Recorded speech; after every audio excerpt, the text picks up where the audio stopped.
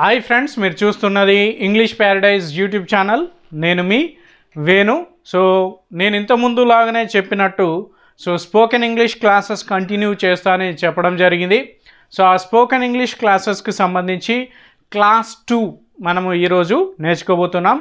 Class 1లో ఉదయం లేవగానే ఏం మాట్లాడాలి అని కొన్ని సెంటెన్సెస్ చెప్పడం జరిగింది. సో దాని కంటిన్యూయేషనే ఈ సెకండ్ వీడియో. సో మనం ఈ స్పోకెన్ ఇంగ్లీష్ క్లాసెస్కి ఇంకో డిఫరెంట్ నేమ్ నేను అనుకున్నాను. అది ఏంటి అంటే learn English with Venu. So learn English with Venu. So మనకి క్లాస్ 1, క్లాస్ 2, క్లాస్ 3 ఇలానే ఉంటుంది స్పోకెన్ ఇంగ్లీష్. దాంతోపాటు లర్న్ ఇంగ్లీష్ విత్ వేణు అనే ట్యాగ్తో మనము ఈ స్పోకెన్ ఇంగ్లీష్ని నేర్చుకోబోతున్నాము. అంటే మీరు నా ద్వారా లేదా నాతో ఇంగ్లీష్ నేర్చుకోబోతున్నారు అని దాని యొక్క అర్థము, learn English with Venu. So ఇది కూడా నేను మీకు వీడియోస్లో చెప్పడం జరుగుతుంది. సో అండ్ హ్యాష్ ట్యాగ్లో కూడా ఇవ్వడం జరుగుతుంది. సో మీరు లర్న్ ఇంగ్లీష్ విత్ వేణు అని సెర్చ్ చేసిన ఇంగ్లీష్లో లేదా యూట్యూబ్లో సెర్చ్ చేస్తే సో మీకు ఈ వీడియోస్ అందుబాటులోకి రావడం జరుగుతుంది. సో ఆ ఉద్దేశంతో ఈ ట్యాగ్ లైన్ని నేను ఇవ్వడం జరుగుతుంది, learn English with Venu, right. So ఈ వీడియోలోకి లేదా ఈ స్పోకెన్ ఇంగ్లీష్ క్లాస్ 2లోకి వెళ్ళడానికి ముందు మీరేం చేయాలంటే, ఇప్పటివరకు కనుక మీరు నా యూట్యూబ్ ఛానల్ కనుక సబ్స్క్రైబ్ చేయకపోతే ఇప్పుడే సబ్స్క్రైబ్ చేయండి. అలాగే ఈ వీడియోకి లైక్ చేయండి. లైక్ చేస్తే సో ఈ వీడియో ట్రెండింగ్లోకి వెళ్ళిపోతుంది. సో అండ్ సబ్స్క్రిప్షన్ కూడా పెరిగితే కూడా మన వీడియోస్కి ఎక్కువ వ్యూస్ రావడం జరుగుతుంది. అండ్ ఈ ఫ్రెండ్స్ని ఎవరైతే స్పోకెన్ ఇంగ్లీష్ నేర్చుకోవాలని అనుకుంటున్నారో సో మీ ఫ్రెండ్స్ అందరికీ షేర్ చేసే ప్రయత్నము చేయండి. సో ఆలస్యం చేయకుండా మన క్లాస్ 2 లెసన్లోకి వెళ్ళిపోదాం లేదా వీడియోలోకి వెళ్ళిపోదాం. Spoken English classes 2 or class 2, దీనికి హ్యాష్ ట్యాగ్ వచ్చేసి learn English with Venu. So మనం ఫస్ట్ క్లాస్లో ఏం నేర్చుకున్నాము అంటే, సో ఉదయం లేవగానే ఏం మాట్లాడాలి, కొన్ని సెంటెన్స్ స్ట్రక్చర్స్ అక్కడ మనం చూడడం జరిగింది. సో నెక్స్ట్ సెంటెన్స్ స్ట్రక్చర్స్ మనం కొన్ని చూద్దాం, సింపుల్ సెంటెన్సెస్ ఎలా నేర్చుకోవచ్చు. సో ఫస్ట్ వచ్చేసి దాని కంటిన్యూయేషన్. సో దీని తర్వాత మళ్ళీ వేరే టాపిక్ పైన నేను వీడియోస్ చేస్తాను. సో ఇంకా దీనికి సంబంధించి మీకు ఏమైనా వీడియోలు కావాలి అంటే సో ఈ వీడియో కామెంట్ సెక్షన్లో కామెంట్ చేయండి. సో ఫస్ట్ సెంటెన్స్ వచ్చేసి I need to get ready for the work. So మనం ఉదయం లేచిన తర్వాత సో వర్క్ వెళ్ళడానికి రెడీ అవుతాం కాబట్టి సో ఆ సెంటెన్స్ తీసుకున్నాను. I need to get ready for work అంటే దానికి తెలుగులో అర్థం ఏంటంటే నేను పనికి రెడీ అవ్వాలి. నేను పనికి రెడీ అవ్వడానికి సో మనం ఇంగ్లీష్లో ఏం చెప్పాలంటే I need to get ready for work. I need to get ready for work అంటే నేను పనికి వెళ్ళడానికి రెడీ అవ్వాలి అని ఆ సెంటెన్స్ యొక్క అర్థం. సో మీరు ఎప్పుడైనా ఏ పనికైనా వెళ్తున్నప్పుడు సో మీ ఇంట్లో వాళ్ళకి చెప్పండి, ఏమని చెప్పండి, ప్రాక్టీస్ చేయండి. ఏంటి, I need to get ready for work. So నేను పనికి వెళ్ళాలి కాబట్టి రెడీ కావాలి అని దాని యొక్క అర్థం. సో నెక్స్ట్ సెంటెన్స్ చూద్దాం, let's have a healthy breakfast. So మనం బ్రష్ చేసుకున్న తర్వాత సో బ్రేక్ఫాస్ట్ చేస్తాం కదా, సో లేదా బ్రష్ చేసుకొని బాత్ అంటే స్నానం చేసిన తర్వాత బాతింగ్ అయిపోయిన తర్వాత ఏం చేస్తాం, సో బ్రేక్ఫాస్ట్ చేస్తాం. సో అప్పుడు ఏది యూజ్ చేయాలి, let's have a healthy breakfast. ఇక్కడ హెల్తీ ఉంది, హెల్దీ బ్రేక్ఫాస్ట్. మనము ఆరోగ్యకరమైన అల్పాహారం చేద్దాం. బ్రేక్ఫాస్ట్ అంటే అల్పాహారము.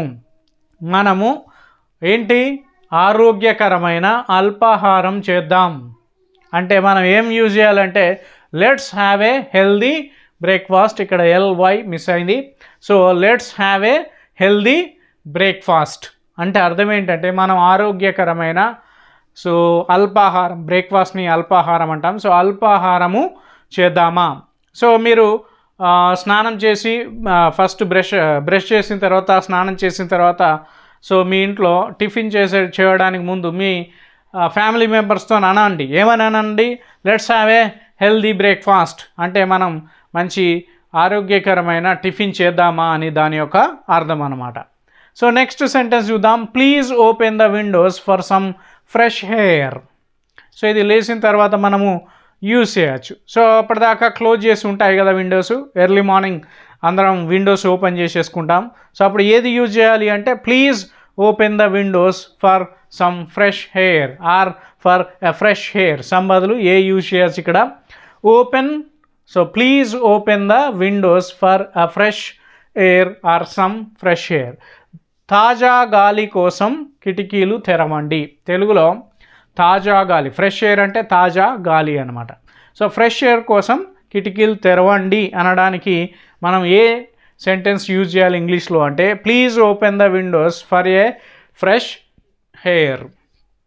హెయిర్ అంటే వెంట్రుకలు అని కాదు, ఏఐఆర్, ఎయిర్. సో హెయిర్ అంటేనేమో వెంట్రుకలు, హెచ్ఏఐఆర్. హెయిర్ అంటేనేమో వెంట్రుకలు, ఎయిర్ అంటేనేమో గాలి, గుర్తుపెట్టుకోండి. So please open the windows for a fresh air. So ఈ విధంగా మనం సెంటెన్స్ని మాట్లాడవచ్చు. సో ఇవి నేను చెప్పే సెంటెన్స్లన్నీ మీరు మీ ఫ్యామిలీ మెంబర్స్తో కానీ లేదా మీ పిల్లలతో కానీ మీ పేరెంట్స్తో కానీ సో మీ బ్రదర్స్ అండ్ సిస్టర్స్తో కానీ ఎవరితోనైనా ఇవి ప్రాక్టీస్ చేయండి. సో చాలా బాగా ఈజీగా మీకు ఇంగ్లీష్ రావడం జరుగుతుంది. సో ఇంకొకటి కూడా గుర్తుపెట్టుకోండి, ఏంటి అంటే మీరు ఎంత బాగా ప్రాక్టీస్ చేస్తే అంత ఎక్కువ ఇంగ్లీష్ వస్తుంది. సో మీరు ఎప్పుడైతే ప్రాక్టీస్ చేయరో అప్పుడు మీకు ఇంగ్లీషు రాదు. సో నేను చెప్పిన చిన్న చిన్న సెంటెన్సెస్ ప్రాక్టీస్ చేయండి. మీరు లేవగానే లేదా సిచ్యువేషన్ డిమాండ్ చేసినప్పుడు, సిచ్యువేషన్ వచ్చినప్పుడు ఈ సెంటెన్సెస్ని మీరు చేయండి. ఇంకొకటి ఏంటంటే ఈ సెంటెన్స్ గుర్తుండకపోతే సో మీరు ఈ వీడియో చూస్తున్నప్పుడు ఆ సెంటెన్స్ అయిపోయిన తర్వాత వీడియోని పాజ్ చేయండి. పాజ్ చేసి ఒక నోట్బుక్లో రాసుకోండి. నోట్బుక్లో రాసుకోవడం వల్ల ఏం జరుగుతుంది అంటే సో మీకు మళ్ళీ వీడియో చూడాల్సిన అవసరం లేదు. మళ్ళీ ఆ నోట్బుక్ కనుక మన క్లాస్ 1 అని సెంటెన్సెస్ రాసుకొని క్లాస్ 2 అని సెంటెన్సెస్ కనుక రాసుకుంటే సో ఇవి మీరు డైలీ లైఫ్లో కనుక యూజ్ చేస్తుంటే then you will become a good speaker in English, right? So 4th sentence చూద్దాం. It's going to be a busy day. It's going to be a busy day అంటే ఈరోజు బిజీ రోజు అవుతుంది. అంటే నేను ఈరోజు చాలా బిజీగా ఉన్నాను, ఈరోజు నేను చాలా బిజీగా ఉంటాను అన్నప్పుడు ఏది యూజ్ చేయాలి, ఏ సెంటెన్స్ యూజ్ చేయాలి మీరు అంటే it's going to a busy day. It's going to be a busy day. That means you are very busy on that day. ఈరోజు నాకు చాలా బిజీగా ఉంటుంది. ఎవరైనా మీ అపాయింట్మెంట్ కోసమో లేదా మీ ఫ్రెండ్ కలవడానికి వచ్చారు, మీకు చాలా పనులు ఉన్నాయి. సో అప్పుడు వాళ్ళకి ఏం చెప్పవచ్చు అంటే it's going to a busy day. It's going to a busy day for me అని ఇట్లా చెప్పవచ్చు అనమాట. సో ఈ విధంగా మనము సెంటెన్సెస్ని రాయవచ్చు అండ్ నేర్చుకోవచ్చు అండ్ ప్రాక్టీస్ కూడా చేయవచ్చు. నెక్స్ట్ సెంటెన్స్ చూద్దాం, 5th. What time is it. చాలామంది టైం అడగాలని అనుకుంటారు కదా. So what time is it అంటే దాని అర్థం ఇప్పుడు సమయం ఎంత అయినది, ఇప్పుడు సమయం ఎంత అయింది అనడానికి సో మనం ఇంగ్లీష్లో ఏం అడగాలి, వాట్ టైమ్ ఈజ్ ఇట్. ఇది చాలామందికి తెలియదు. సో ఇంగ్లీష్లో అడగడానికి ఇబ్బంది పడుతుంటారు. So what time is it అని అడిగితే ఇప్పుడు అంటే ప్రజెంట్ టైం ఎంత అయింది అనడానికి what time is it. So ఇవన్నీ నోట్బుక్లో రాసుకునే ప్రయత్నం చేయండి అండ్ ఇవన్నీ మీ ఫ్యామిలీ మెంబర్స్తో ప్రాక్టీస్ చేసే ప్రయత్నము చేయండి. నెక్స్ట్ సెంటెన్స్ వచ్చేసి వేర్ ఆర్ యూ గోయింగ్. చాలామందికి ఇది తెలిసిన విషయమే కానీ సో నేను బేసిక్స్ నుంచి వస్తున్నా కాబట్టి కొన్ని బేసిక్ సెంటెన్సెస్ తీసుకుంటున్నా.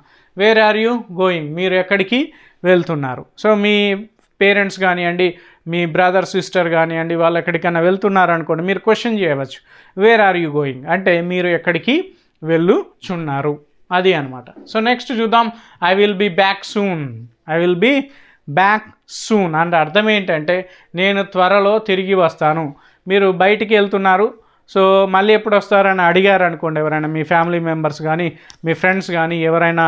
సో మనం బయటికి వెళ్తున్నప్పుడు మళ్ళీ తిరిగి ఎప్పుడు వస్తావు లేదా మళ్ళీ ఎప్పుడు ఇంట్లోకి వస్తావు అని చెప్పినప్పుడు లేదా అడిగినప్పుడు సో మీరు ఏది యూజ్ చేయొచ్చు, ఏ సెంటెన్స్ యూజ్ చేయొచ్చు, I will be back soon. నేను తొందరలోనే మళ్ళీ తిరిగి ఇంటికి వస్తాను లేదా ఇంట్లోకి వస్తాను అని దానికి అర్థం వస్తుంది. I will be back soon అంటే నేను త్వరలోనే తిరిగి వస్తాను. నేను త్వరలోనే తిరిగి వస్తాను. ఇంటికి రావచ్చు, ఆఫీస్కి రావచ్చు, ఇంకెక్కడికైనా స్కూల్కి రావచ్చు, కాలేజ్కి రావచ్చు. తిరిగి వస్తాను అని చెప్పడానికి ఏదైనా యూజ్ చేయవచ్చు. దానికి I will be back soon అనే సెంటెన్స్ ఇంగ్లీష్లో యూజ్ చేయాలి. నెక్స్ట్ వర్డ్ చూద్దాం, what do you need. What do you need మీకు ఏం కావాలి అని మనం క్వశ్చన్ అడుగుతాం అనుకో. ఫర్ ఎగ్జాంపుల్ మీరు బ్రేక్ఫాస్ట్ అడిగారు, లేదా మీ ఇంట్లో వాళ్ళు బ్రేక్ఫాస్ట్ చేసే మమ్మీ లేదా సిస్టర్ కానీ బ్రేక్ఫాస్ట్ చేయడానికి ముందు మిమ్మల్ని అడుగుతారు ఏమని, what do you need today breakfast, మీకు ఈరోజు బ్రేక్ఫాస్ట్ ఏం కావాలి అని అడుగుతుంది. కాబట్టి వాట్ డూ యూ నీడ్, మీకు ఏమి కావాలి. వాట్ డూ యూ నీడ్ అంటే అర్థం ఏంటి అంటే మీకు ఏమి కావాలి అనేది చెప్పడం జరుగుతుంది లేదా అడగడం జరుగుతుంది. సో నెక్స్ట్ సెంటెన్స్ చూద్దాం. How much does this cost. So మనం ఏదైనా షాప్కి వెళ్ళినప్పుడు, ఏదైనా సూపర్ మార్కెట్కి వెళ్ళినప్పుడు, సో ఏ వస్తువైనా కాస్ట్ తెలియదు, అక్కడ sales boy or sales girl ఉన్నారు సూపర్ మార్కెట్లో. సో ఆ వస్తువు వాల్యూ మీకు, ఆ ప్రైస్ మీకు అక్కడ పెట్టలేదు, సో డిస్ప్లే చేయట్లేదు. సో ఆ సేల్స్ బాయ్ని మీరు అడగచ్చు ఏమని, how much does this cost, దీని ధర ఎంత. How much does this cost అంటే అర్థం ఏంటి అంటే దీని ధర ఎంత. దట్ మీన్స్ ఆ ఐటమ్ యొక్క, ఆ వస్తువు యొక్క ధర ఎంత అని అడగడానికి ఏది యూజ్ చేయాలి, how much does this cost. How much does this cost లేదా ఇట్స్ కాస్ట్, ఇదైనా దిస్ బదులు ఇట్స్ కూడా యూజ్ చేయవచ్చు. దీని ధర ఎంత అని అడగడం అనమాట. సో అప్పుడు వాళ్ళు, ఆ సేల్స్ బాయ్ ఏం చెప్తాడు మీకు, దాని ప్రైస్ చెప్పడం, ఆ వస్తువు యొక్క ప్రైస్ చెప్పడం జరుగుతుంది. సో ఇది మీకు చాలా యూజ్ అవుతుంది. ఏంటి, how much does this cost. How much, ఇంతకుముందు మచ్ యూజ్ చేస్తే మచ్ యూజ్ చేయకపోతే how much does this cost. So ఈ విధమైన సెంటెన్స్ మనము యూజ్ చేయాలి. మనకి ధర, ఒక వస్తువు ధర తెలియనప్పుడు దాని ధరను తెలుసుకోవడం కోసం ఇది యూజ్ చేయాలి. Next, can you show me the way. So మీకు దారి తెలియదు అనుకోండి, ఎవరో స్ట్రేంజర్, మీకు పరిచయం లేని వ్యక్తి కనబడ్డాడు. సో అప్పుడు మీరు ఏం అడగవచ్చు వాళ్ళని, can you show me the way to the bank, to the post office, to the school, to the college. So దీని ఎండింగ్స్ అనమాట. మనం చెప్పవచ్చు, can you show me the way to the bank, can you show me the way to the post office, can you show me the way to the college, can you show me the way to school. So ఈ విధంగా మీరు అడగవచ్చు అనమాట. So ఇది కూడా మీకు లైఫ్లో use అయ్యే sentence. Can you show me the way to the bank, to the college, to the post office, to the school, to the market. So anything it may be. So మీరు నాకు దారి చూపగలరా. So can you show me the way అంటే దాని అర్థం ఏంటంటే మీరు నాకు దారి చూపగలరా అని దాని యొక్క అర్థం అనమాట. సో నెక్స్ట్ సెంటెన్స్ చూద్దాం. Please wait a moment. So మీ ఫ్రెండ్ వచ్చాడు, మీరు రెడీ అవుతున్నారు అనుకోండి, స్కూల్కు లేదా కాలేజ్కి రెడీ అవుతున్నారు. సో మీ ఫ్రెండ్ని కొద్దిసేపు ఆగమనాలి. సో కొద్దిసేపు ఆగమనాలన్నప్పుడు ఏది యూజ్ చేస్తాం, please wait a moment.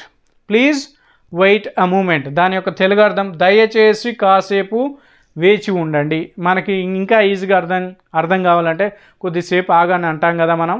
So ఇది కొంచెము కంప్లీట్ తెలుగులో తీసుకోవడం జరిగింది. దయచేసి కాసేపు వేచి చూడండి అనే బదులు మీకు ఈజీగా అర్థం కావడానికి కొద్దిసేపు ఆగండి అంటాం కదా. సో దానికి ఇంగ్లీష్ సెంటెన్స్ ఏది యూజ్ చేయాలంటే please wait a moment. So ఇది కూడా మనకి ఎక్కువగా నిజ జీవితంలో యూజ్ అవుతుంది. Next, did you complete the task. Did you complete the task, దాని అర్థం ఏంటంటే మీరు పనిని పూర్తి చేశారా. సో మీరు బ్రేక్ఫాస్ట్ చేసిన తర్వాత ఏదైనా పని చేశారు, చిన్న పని ఏదో చేశారు, లేదా మీ ఇంట్లో వ్యక్తులు ఏదైనా పని చేశారు. సో వాళ్ళని అడగాలి, ఆ పని అయిపోయిందా.